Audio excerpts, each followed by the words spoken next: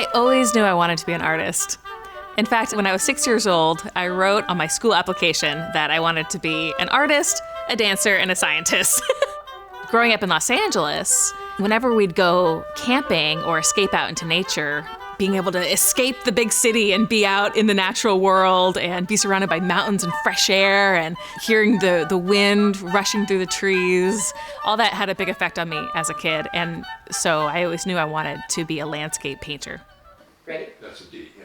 You want to try the D? Sounds good. Okay, good. Here we go.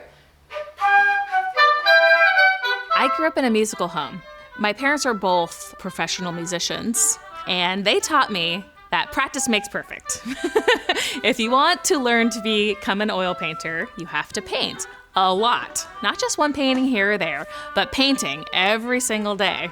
So I did endless life drawings growing up.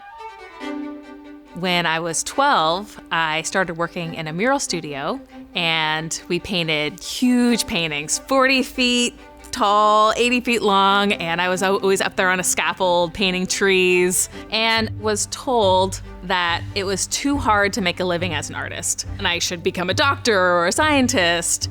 I did get my degree in bioengineering, and when I graduated, just decided I didn't want to be in a laboratory the rest of my life, and I love the outdoors.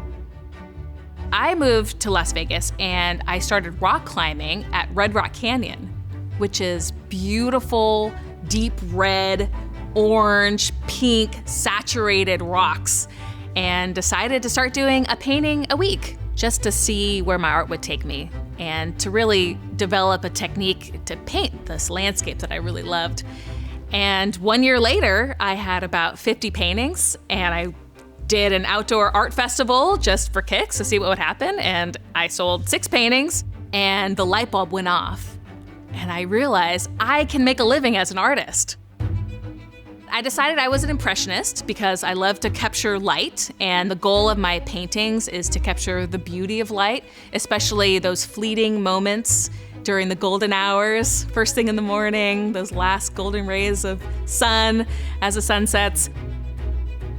I call it open impressionism because it's a more open approach to impressionism. I pre-mix my entire palette from only 5 colors. So I have to plan out every single color that's gonna be on the painting in advance before I ever pick up a brush. And instead of using thin, overlapping brush strokes, I use a wide brush, and I work quickly in a wet-on-wet approach to my paintings. And I try not to overlap my brush strokes. And you can see the underpainting peeking through between the brush strokes, which definitely gives it a stained glass mosaic kind of look. People want to surround themselves with beauty and be inspired by what's hanging on their walls. People connect with her work because of the emotional impact her art gives them.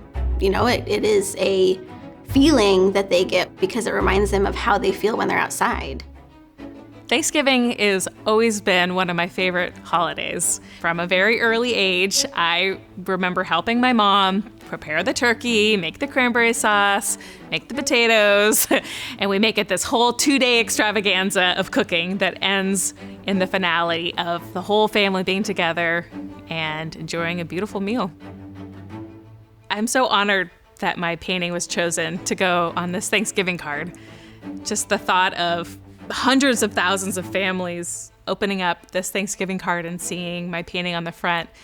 I hope it gives them a feeling of joy and reminds them of all their happy memories of being outside under the maple trees, enjoying the fall color.